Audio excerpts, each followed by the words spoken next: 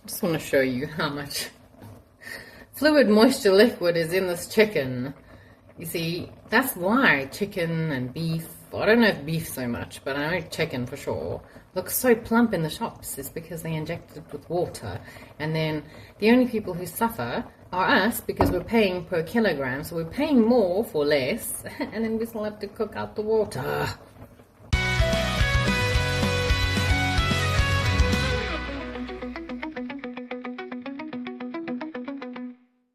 Well, hello there on this, I don't know, questionable Tuesday, but today I'm making pie, alright? And let's get into the ingredients. So before we talk about the actual pie part of things, we'll talk about the filling, because that has to be made first. And today's filling is chicken and mushroom. So we have chicken. This is a lot of chicken. This is a lot of chicken. This is about 3 kilograms of chicken. You certainly won't need as much. 2 punnets of button mushrooms. And I didn't feel like I wanted to buy a whole bag of onions, so I just bought these 2 sort of pre-sliced packs. I'll just chop them up. Cream for the end game. And 3 sachets of Royco chicken and mushroom cooking sauce. Okay, let's get cracking. So in the meantime, what I'm going to do is cut the chicken there on the board. I'm going to put a pip of oil into here, but as I cut the chicken, I'll be putting the chicken into the pot. And there, the chicken is cut. However, I did realize that after I put the chicken in, the one thing that I haven't done yet is the onions. So we're going to do things a little back to front today. So we'll use this as a learning moment. Yeah, I mean, shit happens, I guess. So while I know this is a little off topic, these are button mushrooms. I'm not sure like what button is this size, but if you're working with mutant mushrooms, then what I would suggest you do is you actually cut it in 3.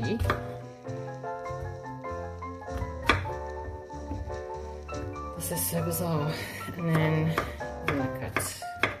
This way you'll make sure the pieces are a little bit smaller, and that's the point, to make them smaller. Okay, now that all of the ingredients is chopped and waiting, there's the onion and there are the mushrooms. And put the stove onto a high heat so that we can get this chicken browned. Also, just make sure that once you put the chicken in after the onion, that you mix it up and get the oil that is on the bottom of the pot a little bit dispersed all over the stuff in the pot. And we'll come back to this.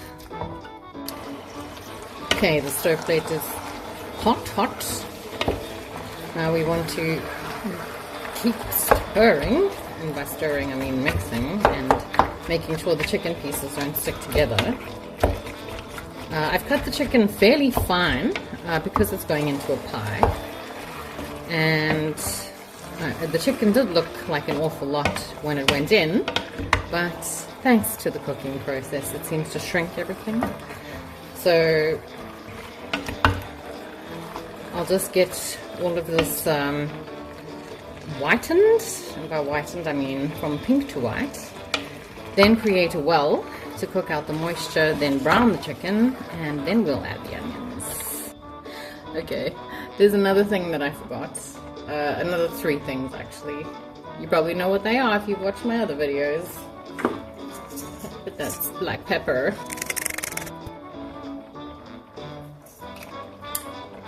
thyme,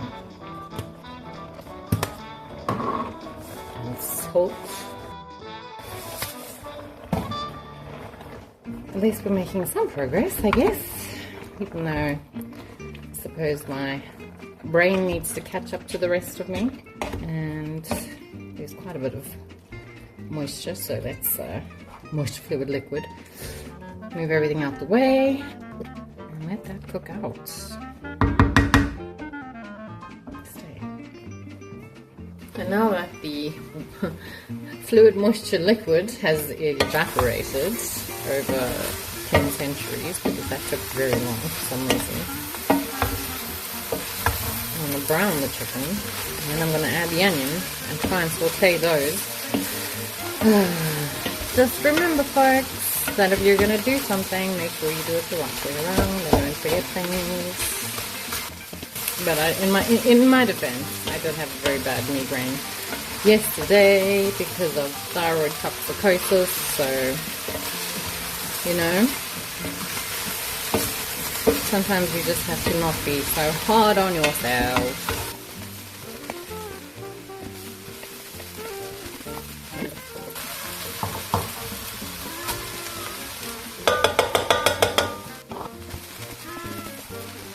And I'll be back when the onions are sauteed. Okay, now that the chicken is sufficiently browned, we're going to do two things. First thing, add the mushrooms and then give it a stir. And the reason for that is that mushrooms also hold a bit of moisture. So let's just get that process underway. The mutant mushrooms. Expelling their fluid moisture liquids. And while that's busy, I'm going to mix the sauce. So for this, I'm just going to add a bit of water to this bowl that the mushrooms were in. It's probably about 2 cups worth. Now for the sauce packets. However, if you do not have access to a sauce that is chicken and mushroom, what I would suggest you do is buy soup powder. You can get 2 mushroom soup powders and 2 chicken soup powders, and just do what I'm doing but with soup powder.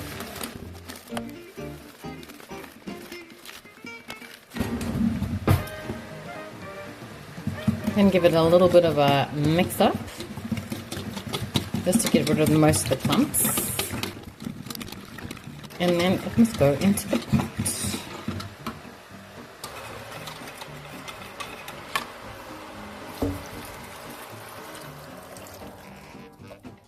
I'm going to add a smidgen of water just to get the last bits of goodness out without messing everywhere. Hello. Now we can mix it all in. And because the stove plate was hot, the sauce is already starting to thicken, which is great. There is a very low risk of it actually becoming lumpy, just because there's so many bits and pieces in here to agitate it. I don't know why my voice sounds weird. I feel like it sounds weird today. And then I'm going to top this up with boiling water, just so that everything is covered. Now to the same chicken mixture, if you had added a red pepper in the beginning when the onions should have been fried, that would be a perfect pasta. Not a perfect pasta. It would be the perfect creamy chicken mushroom pasta sauce. Obviously after the cream is added at the end, but we'll get there yet. Or in its current state, without going into a pie crust, this is a chicken a la king. But for now I'm going to turn the stove plate down and let it slow cook for a while.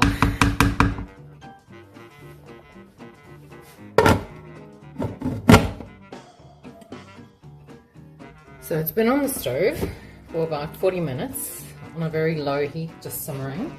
I've been stirring intermittently to make sure that nothing sticks to the bottom. And now we will add the cream, mix that in and leave that for 10 minutes. And then this is done.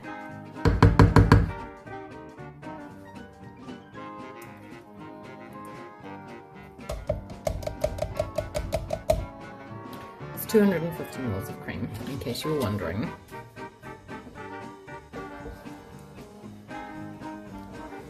The cream just elevates it, gives it that rich, creamy flavor. I suppose it's in the name. You can obviously go without it if you're someone who's calorie conscious or lactose intolerant. But now I'm not going to put the lid back on. I'm going to leave it to open cook and set the timer for 10 minutes, and then we can make the pastry.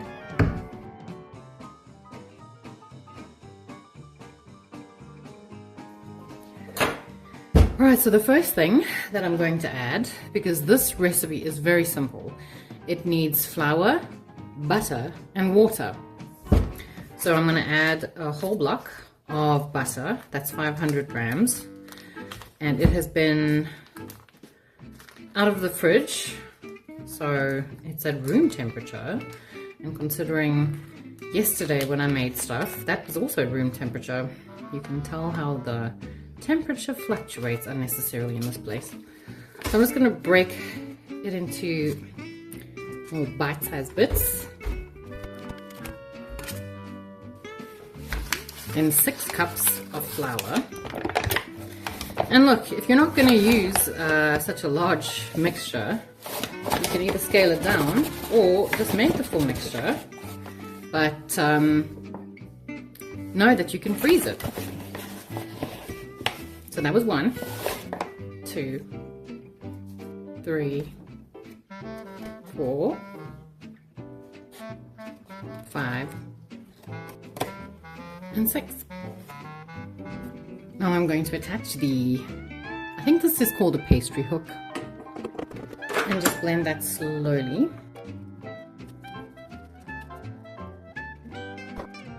I just have to get rid of this flour that messed everywhere before I continue, otherwise I'm going to have a bad time. Now the kind of consistency we want is for it to look all crumbly. So, you know, you can use your hands for this process as well. In fact, I feel that, I feel that hands can be more effective because obviously your hands are warm, and when working with the butter it softens it up a little bit. So you can do it like that. It just, and I think I've expressed this before, I don't like getting stuff under my fingernails. It makes me very uncomfortable. Alright, that's sufficient for now. And then the next part is a cup of water, but I'm not going to add the whole cup. I'm just going to add a smidgen.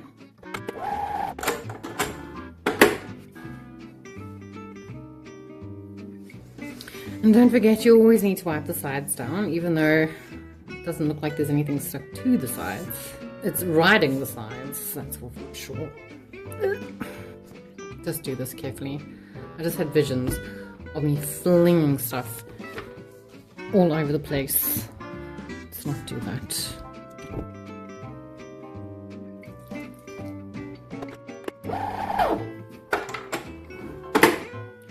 Now just another little, the last bit.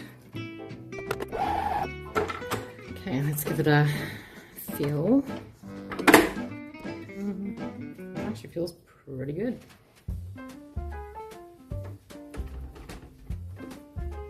Now I'm just going to break it up a bit.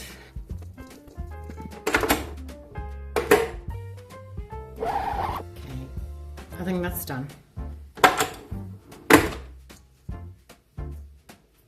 Yes, perfect. Now for the next part, and just to show you what I'll be baking in, I've got these 2 oval dishes.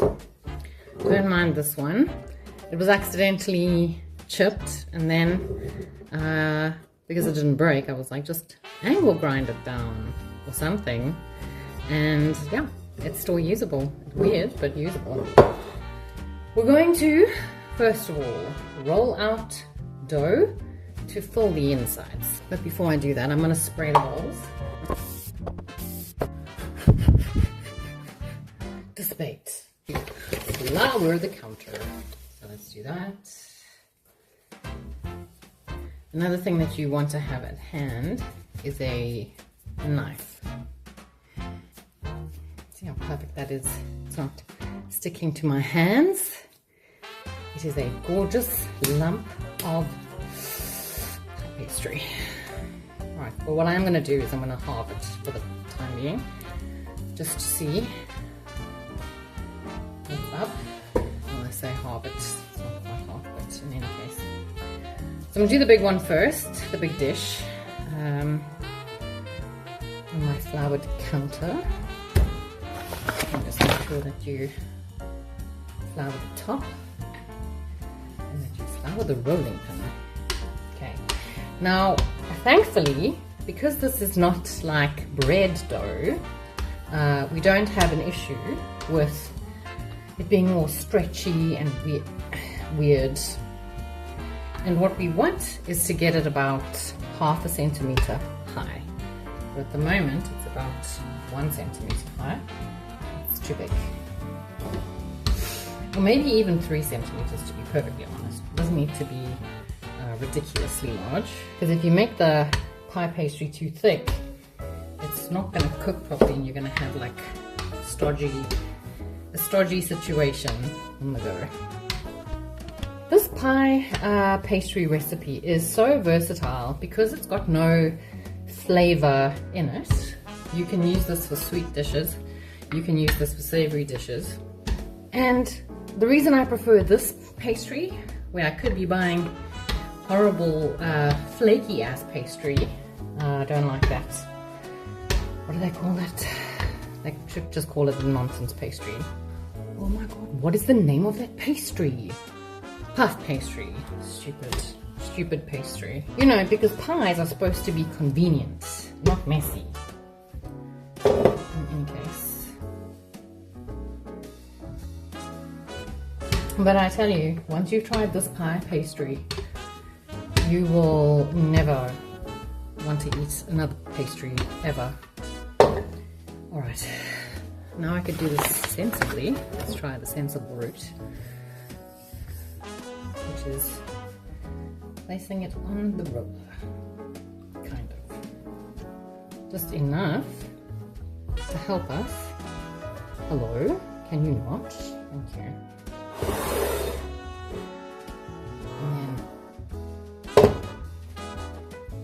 Lower it into the dish. In areas where I suppose the stuff is not properly connected, you can just sort of stretch it up. That's why I said the knife is necessary. Just use your knuckles to push it into the corners, and then just go and add any touch-ups that are needed. If, like me, you did not roll it properly.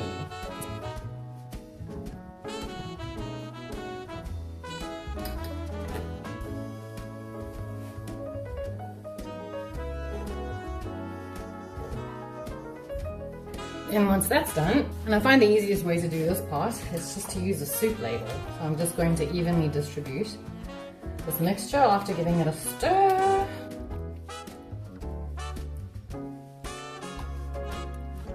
For the next part, we're going to need an egg wash. So I've just put 1 egg in here.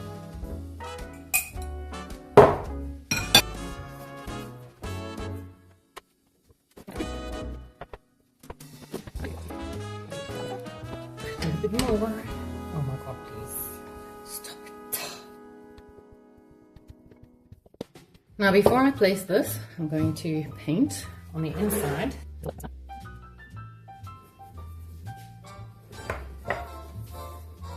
And then we're just going to rest it on the top.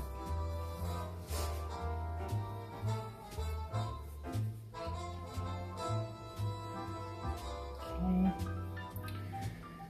Now, we wanted to meet the other dough, the other pastry.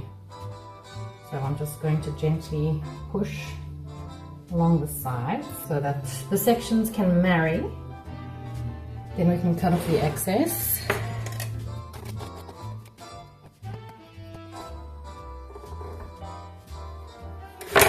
And then with our fork, we're going to tack it. Next thing, we want breathing holes. Then you can put a little decoration on here if you want. That is the most ratchet leaf I've ever seen, but it's something. Here.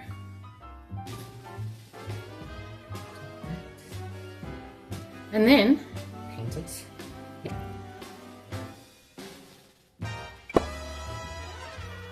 And done. And then about 45 minutes before you're ready to eat, put the oven on 180 degrees Celsius, pop it in, and like I said, 45 minutes and you should be good to go. Okay, and 45 minutes are up. Now we leave that to settle for a little bit before we do any dishing up, and all I can tell you is it smells damn fine.